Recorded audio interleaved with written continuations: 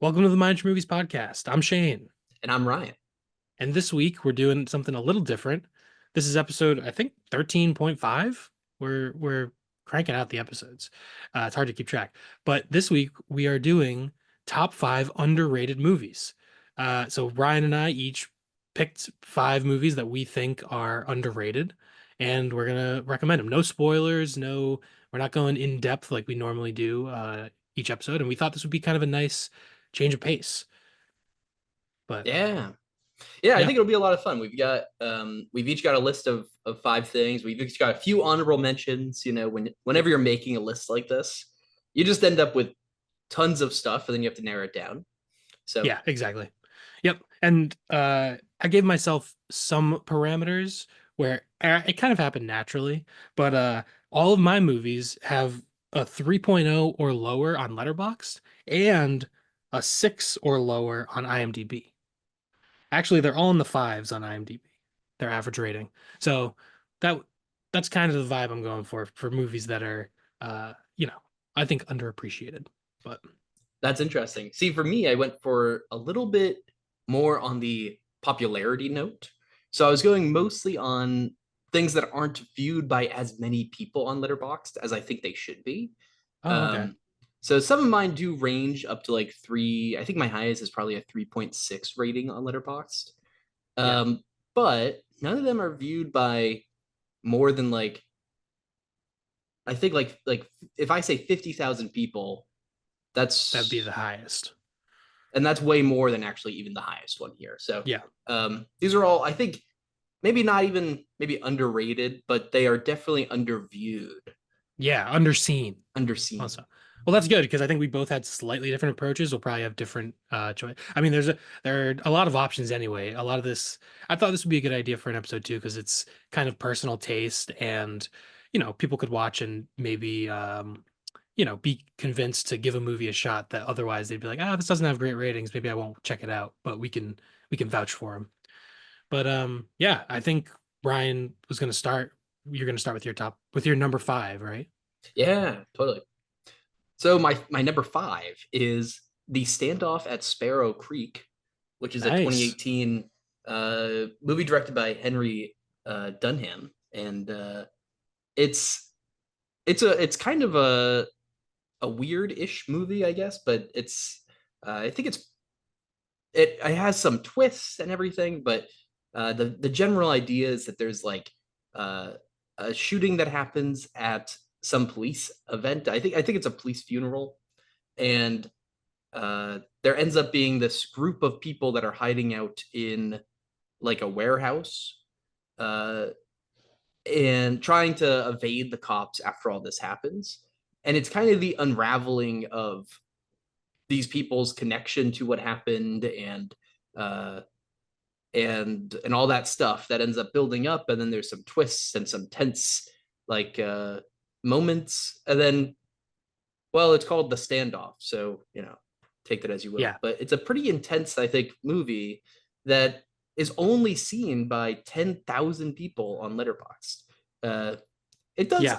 I think it does pretty well with the people that have seen it. It has a 3.4 average, but y'all got to go watch it. It's pretty fun. It's pretty tense. Yeah. It's sort of like a right wing like militia and they're sort of yeah, there's like from what I remember, I think there's like maybe a rat in their midst or like they don't know. Everyone's kind of every man for himself. There's paranoia going on. A lot of it takes place in one like warehouse or something like that. Mhm. I think it's a warehouse. Um and yeah, I think this movie is really awesome. It's slightly above my cutoff that I arbitrarily made for myself, but yeah, this movie is really awesome. Uh Yeah. And yeah, it is. I think it's a right wing militia. And you're right. I think they all think that, like, they all have an idea of who the mole is in their head, right? Because they yeah, all, their plan got spoiled or I don't know, something. But um, kind of almost Reservoir Dogs esque, where it all takes place in the warehouse yeah, and kind of building up to what actually happened um, and all yeah. that. And I think the ending is crazy and well worth the watch. Yeah, it's really cool. And this is Henry Dunham's like feature debut. And Yeah. it's very impressive for a first movie. So Yeah. yeah. And I don't think he's made anything. Let me just check. But I don't think he's made anything else since. Or Yeah, I don't think so. No, yeah. but So I'm looking forward to whenever he makes his next thing. I'll certainly be watching it. yeah, hell yeah. All right, cool. Good pick. I agree with that one. Awesome. Definitely, it is definitely underrated. Um, all right, my number five, a little bit of a vibe shift. This is Mixed Nuts, directed by Nora Ephron. It's a Christmas movie, and it's actually more of like a dark comedy than than maybe you'd expect from like a Nora Ephron movie. This is like literally the year after Sleepless in Seattle. So I think maybe that is part of the reason that people reacted negatively to it. I pulled out some stats here. On Letterboxd, it has a 2.6, IMDb 5.4, Metacritic a 14 out of 100. Rotten Tomatoes only 13% on Oh Rotten, and damn. audience score on Rotten Tomatoes 47%. So this movie is was pretty much everyone hated it when it came out, it seems like. And I think it's actually a really fun Christmas movie. It like I enjoy dark comedy a little bit. Part of the plot involves Steve Martin running like a suicide hotline, and there are like a lot of dark jokes. There's also a transgender character played by Liev Schreiber, so obviously, like a man playing a transgender woman is not PC now, so that could be a reason that people are bothered by it. But I don't know. I think the movie actually handles all the characters like with respect, and they like people act negatively toward the transgender character, but it's I don't think the audience is supposed to be on their side necessarily when they're being mean to her, you know. But but yeah, I think the movie's really funny, and I personally prefer it over like something like Home Alone like I'd rather watch this than watch a lot of movies that I would consider a little more generic in the Christmas genre, which is a lot of them. But yeah, this I give this a 3.5 out of 5. It's my lowest rated out of my five, so that's why I put it at number five. But I think it's so reviled that it has become underrated. And Interesting. it's very funny. Interesting. And I'm looking at this on Letterboxd real quick, and it only has 22,000 people that have seen it. So this would fit in my criteria as well. Yeah. Um, I haven't seen this one, but I'll have to watch it during the I'm Christmas season. It has a crazy cast. Like Yeah. it's Steve Martin, Madeline Kahn, Juliette Lewis, Adam Sandler is in it in like a side supporting role. Liev Schreiber, like I said, and Parker Posey also. Like it's kind of all about like found family in some ways, but in sort of a dark comedy type of way. I think something in the plot involves there's a dead body perhaps that they're dealing or they think there's a dead body. I don't know. I haven't seen this in a long time, but uh yeah, anyway, good Yeah. movie, good to watch around Christmas. Maybe not if if you're watching with someone who's very sensitive, you know what I mean. But I enjoyed it. Interesting. The premise, the one like line tag on Letterbox just says the events of a crisis hotline business on one crazy night during the That's that. I mean, that sounds fun. Yeah, Wait, well, it sounds funny. yeah, Like, and the little tagline says a comedy on the edge. That sounds good to me. yeah. Sounds better than a 13%. I'm definitely excited to watch it, and at some point in like half a year or something, I'll report back when it's Christmas Yeah, time. a little tough that we're doing this in March, and I recommended a Christmas movie, but this is my only Christmas movie on the list. So the Yeah, yeah, it happens. No, that's great. That's nice to have some diversity in the list too. Yeah, I wanted to. That's really the only like straight up comedy that's on my list. So I wanted to switch it up a little bit. Nice. Well, my next one, my number four, is kind of comedy esque. This is The Town That Dreaded Sundown, 1976. Charles B. Pierce directed. Um, this is like a brisk 86-minute like proto slasher, um, right at like the foundational mark of slasher films. So they're still kind of getting their footing here, and it kind of is like it's half of it is really like a buddy cop comedy, but the other half is kind of a slasher. and not like chronological halves, just like it part of it follows a couple of cops, and then part of it is more about the actual like like people involved in this group of people that's getting killed, right? um the weird thing is it is kind of based on a real thing, which you know um A lot of stuff like that was like Texas Chainsaw Massacre is inspired by Ed Ed Gain, Ed Gein. Gaines, Ed yeah, something. Ed Yeah, Gein. Ed Gein. Ed Gein. There you go. Yeah, Yes. yeah. Yeah, we're not serial killer buffs here. Yeah, we're not true crime heads. But, and I think anyway, so it's inspired by a real thing that happened, I think, in like the 40s or the 50s. And uh I think it's underrated, underappreciated at this early slasher era. It's only got 30,000 watches on Letterbox. I think this might be the highest one, by the way, for mine. But Hmm. and it has a 2.9 average, which is There you go. too damn low. Yeah. It's admittedly the tone is very weird because it's trying to balance those two aspects that I don't think mesh too well. Hmm. But um, yeah, but I think that Yeah. it does actually pull itself together in a good way.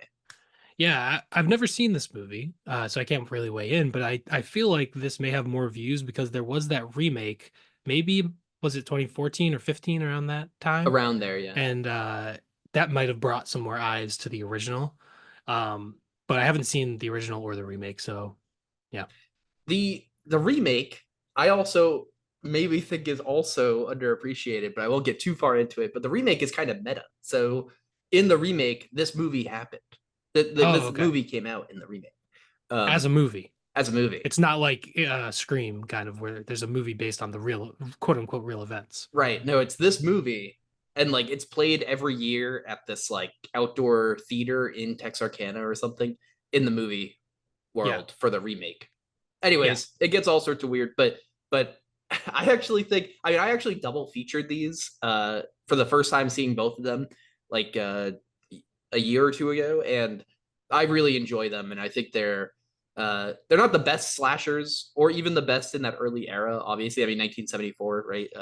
Was a big year for slashers, and this is 2 years later, so Yeah. it's not, I don't know, but it's fun. It's worth watching. It's Nice. yeah, especially if you're into slashers and that like genre. Commit a little bit of time to watching these ones. Yeah, I kind of wanted to watch the remake because it's directed by the guy who did Me and Earl and the Dying Girl, which I really liked when it came out. But I never watched the remake because I hadn't seen the original, and then I just never got around to it. But maybe I'll try to watch them maybe around Halloween. There you go. Yeah.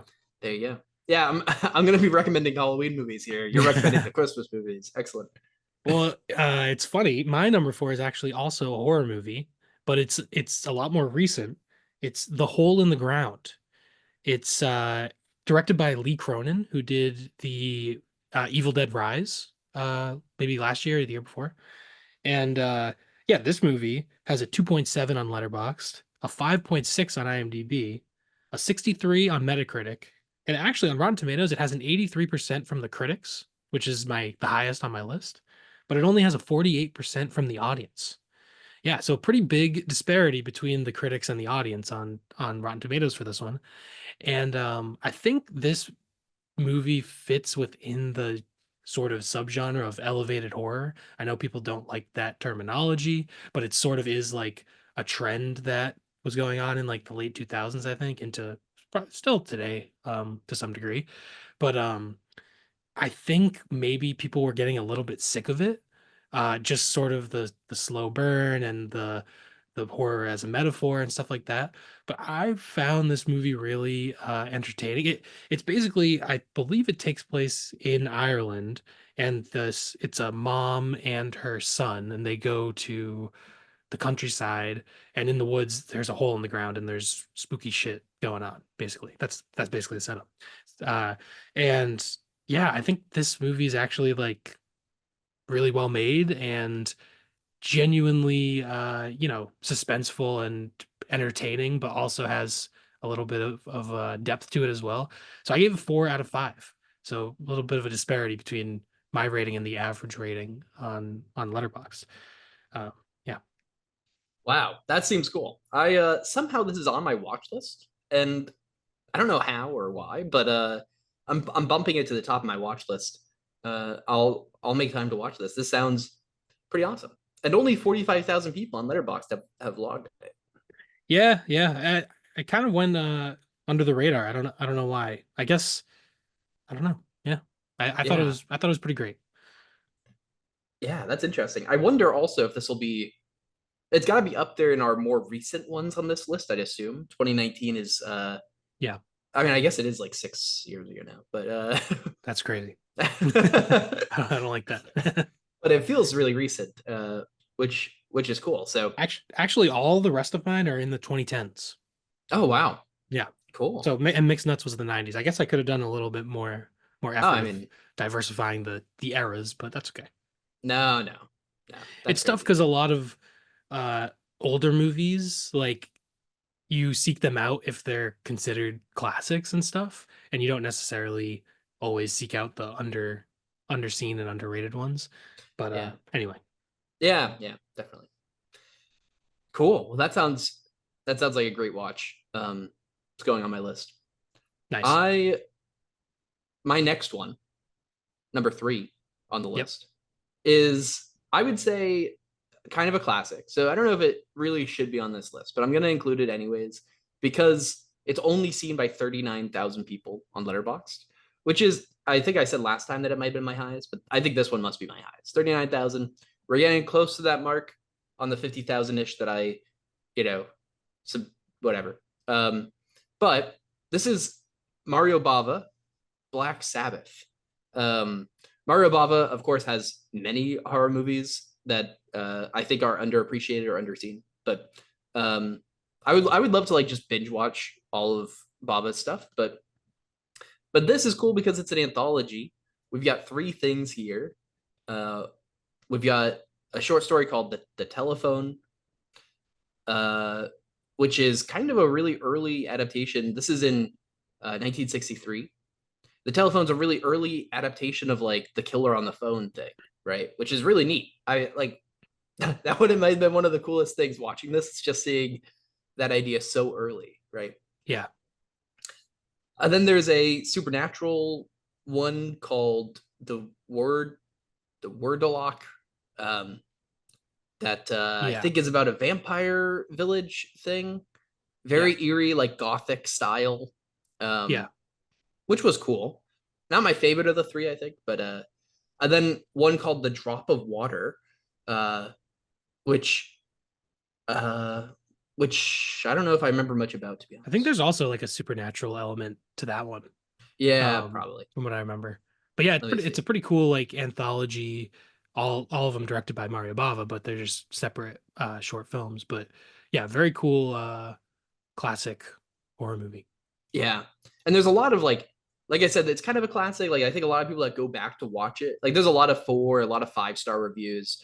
It is a 3.6 average out of 5 on Letterboxd. So like I think people when they go back to watch it kind of know what they're getting into and are probably going to appreciate it. But I think that more people should go back and watch it. It's I think from what I remember watching it, it's an absolute banger. Like all three of the shorts um, are just snappy, right? They're like they're excuse me, they're quick, they're well paced, they're tense, and just a lot of fun. Yeah, I agree. We actually watched this together, I think, and Yeah, yeah, this is was a nice sort of discovery that neither of us had seen, and yeah, definitely a really solid classic horror anthology, and very influential.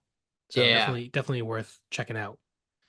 Um, so for my number three, I have Noah, the Darren Aronofsky movie about Noah's Ark. Um, starring Russell Crowe and Jennifer Connelly. And yeah, this is a very ambitious movie, and I think it doesn't necessarily appeal to religious people or to secular people or like non-religious people. So it's sort of like neither groups fully appreciated it for how good I think it is. Um, there's like really cool like evolution sequences in the movie, which probably some like fundamentalist Christians didn't like. And then there's also just like weird mystical things in the movie that I think other people were like, "What the hell is this? This makes no sense." Um, but yeah, Darren Aronofsky, really, a lot of his movies are not super fun to watch, but they're all really well made. And I think this one is like, it's not his most bleak movie. Some of his movies can be very bleak, but um, but yeah. So for average ratings for Noah, Letterboxd 2.6, IMDb 5.8, Metacritic is 68, which is not bad, and then Rotten Tomatoes is 75% from critics, but only a 41% from the audience on Rotten Tomatoes. So another one where the critics preferred it to the audience. But yeah, like on Letterboxd at 2.6, it seems really, really low. I mean, I gave this 4 stars. I do think it's a pretty great movie. The third act is a little like it's interesting because the obviously there's going to be a flood and you kind of expect that it's going to be the very end of the movie, but there is the flood and then there's still more story to go. So I think that structure of it also might throw people off where you expect the flood to be the climax and it's there's still like a third act after that. um so that kind of threw me off when I first saw it too. But yeah, I think this is a very underappreciated movie. That's And interesting. I I will say also, this has 272,000 views on Letterboxd. So it's not underseen, but I don't know, I just think it's underappreciated. Yeah, yeah, that's interesting. This is I mean, big actors, right? Big cast associated, big time director. Uh, it's yeah, it's a shame that it's maybe not more appreciated. I think I have seen this a long time ago, back closer to maybe even when it came out, but I don't remember too much about it. Other than I remember some scenes with Russell Crowe like pretty distinctly. I think Okay. I don't know. He's a very memorable guy, but yeah, this would be an interesting one to kind of go back and rewatch. Interesting. Glad that you appreciate this one so much from that like not secular and not religious standpoint. That I feel like that's a hard mix to make the movie, you know? Yeah, exactly. I think like Aronofsky has his own interpretation of this and he like it just doesn't fit into either category. So both those audiences kind of rejected it for different reasons, I think. But maybe that's why I like it. Maybe I've got that contrarian streak in me, so I I enjoyed that. But yeah, Excellent. Cool. Well, now we're getting to the real good stuff because we're at our number twos. I oh yeah, mean, this is gonna be. I'm gonna be honest. I've talked about this movie before on the podcast more than once. Um, I'm gonna throw in the Vampire Doll, a 1970 Mikio Yamamoto movie. It's a horror movie. It's like a kind of like a Hammer horror movie, but in Japan. And so classic monsters, right? You've got like the vampire mythology, but it's really blended with a lot of Japanese mythology. It's a brisk 71 minutes. very brisk. um, and it's incredibly well paced, but it's only seen by 6.8 thousand people on Letterboxd. Wow. Under 10,000 people have seen this. From what I understand, I don't think it's the easiest movie to get a hold of, although I think a while back when I was looking at it, I think you can like rent it on some like maybe on YouTube or Vudu or whatever. And I think it is 100% worth the $4 or $5 whatever you're gonna pay to rent it. It is such a fun, wacky like movie in terms of its visual aesthetics, but also like a really tense and horrific story and just vampire mythos, which is really and the vampire mythos is like so different than maybe what you're expecting coming in from like a American or European lens. Uh, Yeah, so that's cool. 100% recommended. Nice. Yeah, this I still haven't seen this, but so I don't really have much to add. But it has a very cool poster. Yeah, yeah, it does. So yeah, I um, definitely would like to check this out at some point. it is, I think, because of accessibility, it is one that many people only go back to watch when they've heard of it. So it does have a 3.4 average, which still, I mean, I think is still too low to be honest. Uh, I mean, I maybe am a little ambitious here and give it 5 stars, but I do think that 3.4 is probably too low. So strongly recommend. And if you're into the physical realm of media, the Bloodthirsty trilogy is this and two other Mikio Yamamoto movies that Arrow has put out, and would strongly recommend looking into it. Um, if Nice. Yeah, they're a blast. Nice. Good choice. Yeah, I had a few movies that were in this like 3.5-ish range that I've given like 5 stars. Like like It Follows or Under the Skin, like some of my actual like favorite movies.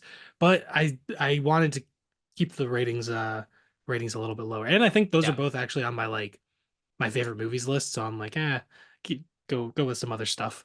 But but yeah, so this is another one again under 3.0 on Letterboxd and everything. 2012 movie directed by Harmony Korine, Spring Breakers. This is a fucking great movie. Uh Letterboxd 2.8, IMDb 5.3, Metacritic 63, Rotten Tomatoes 68% from the critics and 38% from the audience. People hated Spring Breakers. And part of it was probably the marketing at the time of sort of marketing it as like, well, Project X had come out maybe a year or two before, and that was a big hit. And it was just like, let's watch a party and debauchery and stuff. And then that's kind of how they marketed this movie. And then it turned out to be like, a little like a weird Harmony Korine, like more experimental than people expected, I think.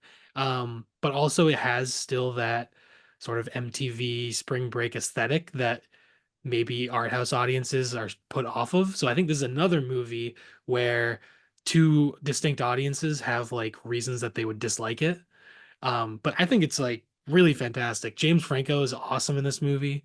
Um, and so is like the like Rachel Corinne, Harmony Korine's wife is in it, and Selena Gomez, and Vanessa Hudgens. They're that group, this group of girls that wants to go on spring break. So they rob a diner and then they go down to Florida and they party and they meet Alien, played by James Franco, who is a drug dealer and he has beef with what's the character's name? Archie, played by Gucci Mane. Yes, Gucci Mane is in this movie. It's amazing. And just like incredible use of color and neon, like bright neon colors, and using like party aesthetics to kind of explore this like dark underbelly of America, I think. I think the movie's fantastic and definitely underappreciated. This is probably the most viewed movie on my list. It has 528,000 views on Letterboxd. So a lot of people have seen it and a lot of people have disliked it. But yeah, I think it's great. that's an interesting one. I mean, the graph for this one on Letterboxd is all over the place. Yeah, That's hilarious. that makes sense. Um, I think I remember having seen this one like all over like you see it every once in a while on like maybe streaming services when it's on them or whatever, or just popping up on like reviews on Letterboxd. And I've kind of always just written it off as like yeah, like Project X style, like just a party, right? So Yeah, that's interesting. I've really never given this a chance because of that, and I've always just assumed that it would not really yeah.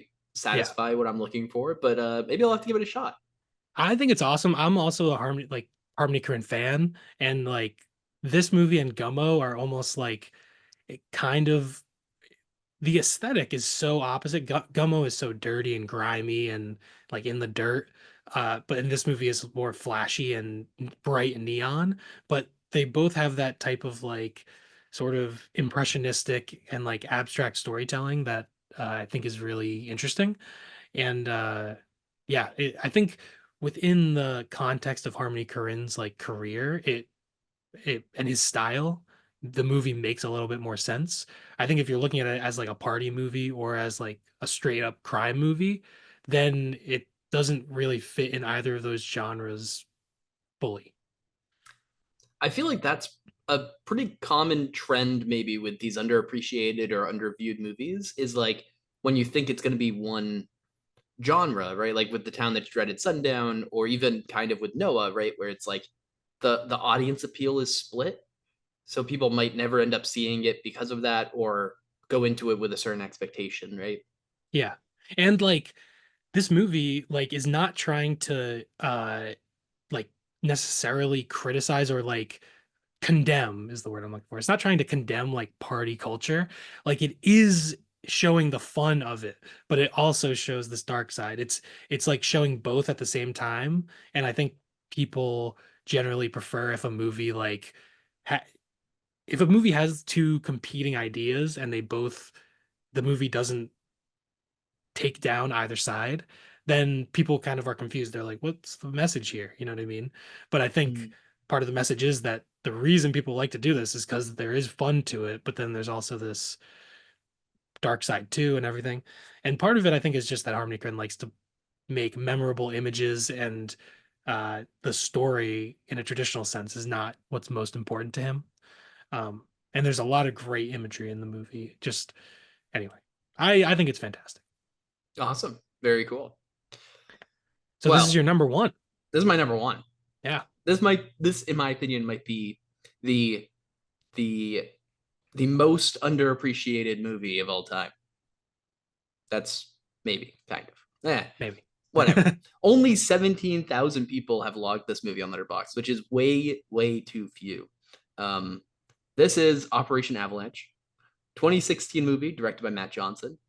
It follows a few film students that were recruited by the FBI to figure out uh, if Kubrick was a spy, and then they end up volunteering to figure out if there's a mole in NASA, and eventually to fake the moon landing. And it follows them doing that, right? And it's such a Yeah. great movie. Yeah, And it's shot in sort of a mockumentary style, like handheld found footage sort of a thing, sort of which Matt Johnson did with The Dirties as well. But yeah, yeah, yeah. And one of the great things about this movie, in my opinion, it well, one in terms of the found footage aspect, there might be like the best found footage car chase scene of all time in this movie, which yeah, it's like awesome. yeah, which probably doesn't sound like an impressive feat because people are just like, well, there's really no good options, right, for a found footage chase. But this is like amazing. I think they really did a great job with the cinematography for it. Oh yeah, 100%. This movie is really great. It's entertaining, it's thrilling, it's also very funny. It's kind of a comedy first, I think. But yeah, this movie's really great. Yeah. And one thing that I really enjoy about the movie is how the tone and uh how the tone changes throughout the movie as these four people that are kind of over their head in the CIA, right? Like they're film students, and then they kind of join the CIA and they're having a lot of fun at first, but then the tone changes as they kind of realize the gravity of what they're involved in, right? Yeah. And I think that's a really interesting like thing to watch during the movie is just how the tone changes as the story changes. And uh, I think I think Matt Johnson does a very impressive job putting this together on such a low budget. And he actually, by the way, actually kind of infiltrated NASA to do this. He went to go. He wanted to film things at NASA's Johnson Space Center, and uh, asked if he could film a documentary there about the moon landing, and they said yes, and so he did that. And obviously, this movie is not a documentary about the moon landing, Mhm. and so they got pretty upset with him. There's a little fib. You know Yeah. what? Anything to make the movie, you know. Yeah, you got to do what you got to do. So that's my number one recommendation on the the most underappreciated or underrated movie, Operation Avalanche. Nice. Hell yeah. I agree. It's a great movie. All right, so on to my number one. This is well, I'm just gonna say the title first. Only God Forgives, directed by Nicholas Winding Refn. I actually rewatched this movie yesterday. Um, and it's on Letterboxd. You have your stats and you can see your what you've rated higher than average. And this movie it has two decimal points there, which gives you a little more information. This movie has exactly a 3.00 average rating on Letterboxd, and I gave it 5 stars. I think this movie's fucking incredible. It follows Ryan Gosling in as he runs a boxing gym in Thailand, which is really a front for drug trafficking.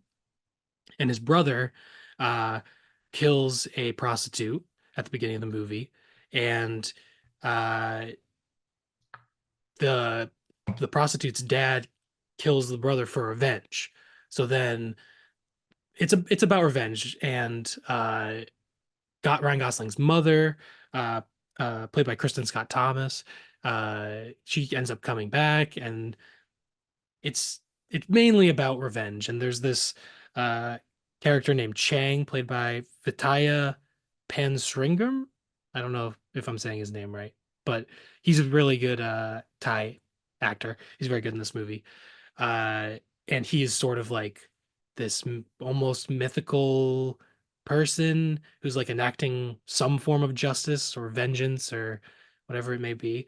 But yeah, really interesting like examination of revenge and violence and how that cycle continues and kind of will never end. But also, this movie has some of the greatest cinematography of all time, I'd say.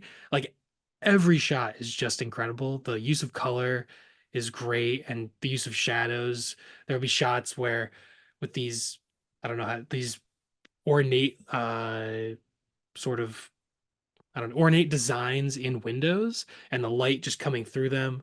A lot of the the cinematography is very audacious. A lot of use of like heavy reds or heavy blues in like the interiors of clubs and stuff like that, and just really, really gorgeous movie. And there's a lot of like shocking violence. So yeah, it's just I think it's a masterpiece. I love it. That's awesome. And this must be just after Drive. Uh, Yes. okay. Yeah, this was his Um, follow-up to Drive. cool. This also has an awesome poster. I'm looking Oh at the yeah, letterbox poster. It looks super cool. The neon lights making the dragon. yeah, Um, and it says "Time to Meet the Devil" in the mm, middle, which is just awesome. Like incredible tagline. yeah, But yeah, that's super cool. this movie's amazing. Its pacing is very unorthodox and slow, which probably turns off a lot of people. It's only 90 minutes, but which I like. I think if it was any longer, it would overstay its welcome. But I do think the pacing is slow, but in it doesn't feel unnecessary. It feels like we're kind of just in this otherworldly uh vibe, you know what I mean? Like it has a very mystical uh feeling to the whole movie, I think. And yeah, Larry Smith is the cinematographer for this movie. He also shot like Eyes Wide Shut, and he shot Bronson with Nicholas Winding Refn. And then he also shot like Cavalry, or Calvary, whatever. Uh so he's just a really great cinematographer, and yeah, pretty much every shot in this movie you could hang it on the wall. It's awesome. That's awesome. How cool. Wow. I mean, I think that sounds like a very. I mean, that's gonna be like right on the top of my list. I might watch that before our next episode. We'll see. Um, Nice. that'd be cool. Well, hey, if you don't like it, don't blame me. Most people seem to not like it that much, but Yeah. but there's also like there are these moments of I don't know, of comedy once in a while. Like there will some of the dialogue is so um just I don't know. It's very interesting for a movie to have so little dialogue, and then when there is dialogue, it'll be sometimes very vulgar, and it I think it's funny. It's just intentionally so, and I think that's how it's supposed to be, and it makes the experience more enjoyable. But yeah, I think the tone is hard for people to figure out, and it's definitely an unorthodox storytelling style. So I definitely understand why people don't like it, but I think it's fantastic. Also, I don't think I gave the average ratings for Only God Forgives. So Letterboxd is a 3.0, IMDb 5.7, Metacritic 37 out of 100, Rotten Tomatoes 41%, and Rotten Tomatoes audience 37%. Oh my So god. yeah, this is pretty much, besides Mixed Nuts, this is my worst reviewed movie on the list, and it's my highest rating. So I think it makes sense for it to be my number one most underrated. Yeah. Wow. That is. Those are low numbers. Yeah, That's awesome. Uh, That's it's also very interesting to me that we took this in two different perspectives of Yeah. um, movies that I guess are actually like their ratings are lower than they should be, is kind of how you took it. And for me, it was just fewer people have seen. So like a lot of mine, their ratings are a bit higher in the 3 points, the 3 point somethings, right? But their views are so low, right? I mean, like Yeah. anything like under 50,000 views is crazy to me, right? Like they deserve more attention. And for years, some of them have like hundreds of thousands of views, and it's just that a lot of people aren't liking it, right? Which is Yeah. interesting. Yeah. I tried I guess underseen versus underrated is how I was thinking of why I Yeah, went for underrated this way. But I think it's also valuable to shout out some movies that are not that are underseen, you know. So yeah, totally. Um, well, do we? So maybe we should read through our top five list now, each sure. one time, just to have like all in one place. I've got from five to one. I've got the standoff at Sparrow Creek, the town that dreaded sundown, Black Sabbath, the Vampire Doll, and Operation Avalanche. Nice. My number five, Mixed Nuts. Number four, The Hole in the Ground. Number three, Noah. Number two, Spring Breakers. Number one, Only God Forgives. And yeah, did you want to give some honorable mentions? Oh yeah. So I've got a few movies here that I think are also pretty underappreciated. Um, uh, I think maybe I'll just mention two of them real quick. Then there's one that I'll say a few things about. But so Color Out of Space is a 2019 Richard Stanley directed uh, Lovecraft interpretation um, with Nicolas Cage, and and it is I think it's on Shutter, or at least it was on Shutter a while back, and it only has a 3.2 average, and only 170,000 people have seen it, so a little bit higher on the number of people, and the average isn't the worst, but I still think that it doesn't get enough credit for some of the crazy stuff that it does. It's crazy Lovecraft story with kind of alien things. Maybe I don't know. Watch it. It's crazy. The Yeah, colors are gorgeous, and yeah, strong recommendation. nice. I have not seen that one, but I should probably just get Shuddered and watch it soon because I've been wanting to watch that for a while. One other that I'll throw in real quick is Rubber. Yeah, Rubber is awesome. Yeah. That This almost is made my list too. That's on my honorable mentions also. hell yeah, yeah, because if it fits your criteria, 2.9 average on Letterbox. I'm not sure about the rest, but um, and it doesn't quite fit mine with 100,000 views, so but that's okay. It's crazy. It's about a sentient tire that kind of kills people. It does kill people. Yeah. Yeah, it has It's like telepathic murder abilities.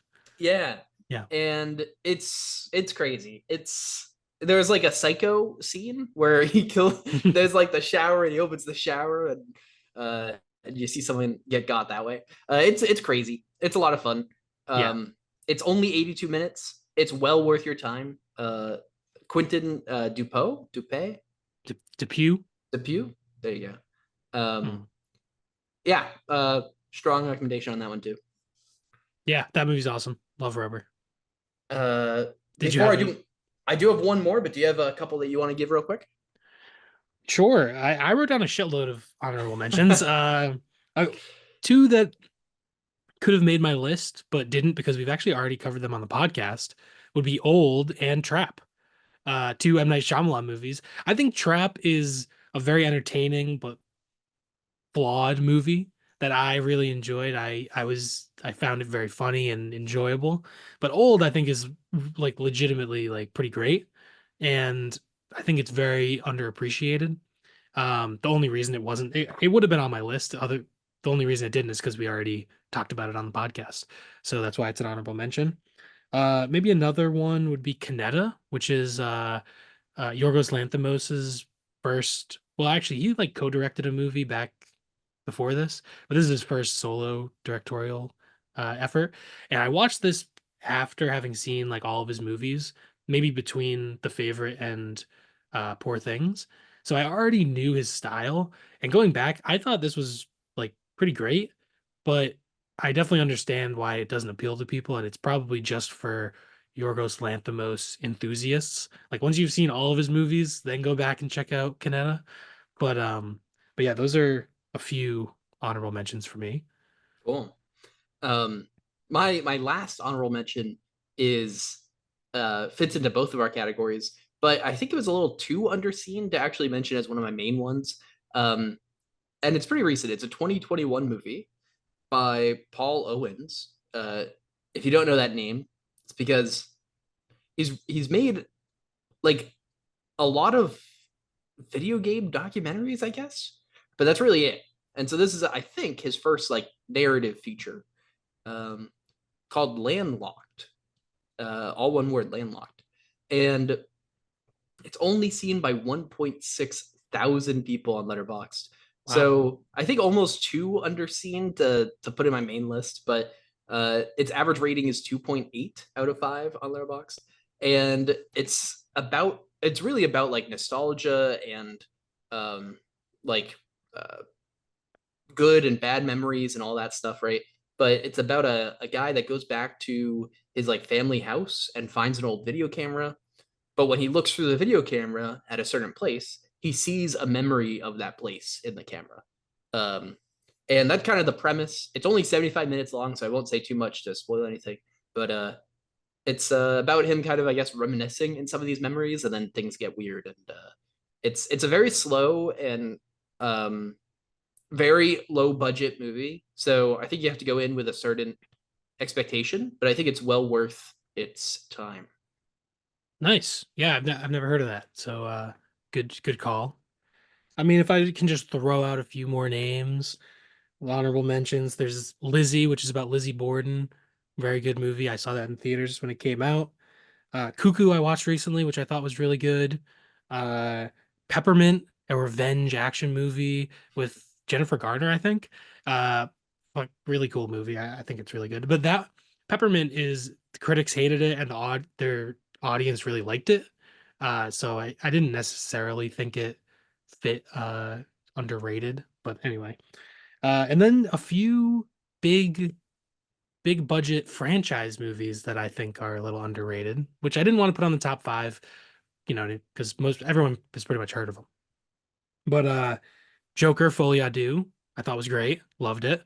The Matrix Resurrections was much better than it got credit for. It kind of got dumped on Max like the same day it came out in theaters. So I think maybe that's part of the reason that I don't know, it doesn't, I think it was underappreciated when it came out. And yeah, also Prometheus and Alien Covenant. I also really like those movies, but those don't have people don't hate those. I think people have come to appreciate those a little bit more. And then, Yeah, I'll throw out one other thing. This movie I saw has like a 2.9 on Letterboxd. Star Wars The Last Jedi, which is, in my opinion, maybe the third best Star Wars movie. Like it's up there with Return of the Jedi. I think the original trilogy are pretty much top three, but I would probably put The Last Jedi above Return of the Jedi personally. And it has quite low ratings. Obviously, it's a very controversial movie. It was whatever. I didn't even see it when it came out because I was just annoyed with Star Wars and how the entire pretty much anyone talking about it on the internet was really annoying, no matter what. Um, so yeah, I ended up actually going back and watching it, and it's a good movie. But yeah, yeah, it's the only one directed by Reed Johnson, right? So yeah, it's kind of cool. yeah, yeah. um, nice. Wow, that's some cool, some great stuff. I've seen some of those, but not all. Um, I don't know if I agree with all of them, but that's how it is. I mean, I they're was just underrated. throwing out Yeah, some honorable mentions. absolutely. Um, yeah, this is great. I think hopefully, I mean, hopefully this fills up some people's watch list with some stuff that maybe they didn't maybe they've seen and maybe didn't appreciate the first time, or maybe they haven't seen it yet, right? So Yeah. yeah, Okay, just some cool. underrated movies. Yeah, so let us know some of your favorite like underrated movies. Throw us a comment on YouTube or uh Well, that's probably the best to do it. You could also email us, mindyourmoviespodcast@gmail.com. Follow us on Letterboxd, Mind Your Movies, one word. From there, you can find our YouTube, our Blue Sky, and our all of our podcast links. And yeah, give us some feedback of what you guys think are underrated movies. I'd love to hear. Yeah, leave us a comment wherever you're finding us.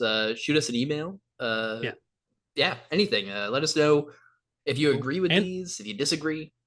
yeah, and also let us know what you think about the top five idea. I think this is kind of a fun idea to switch it up for one of our half episodes, and I could definitely see us doing something like this again.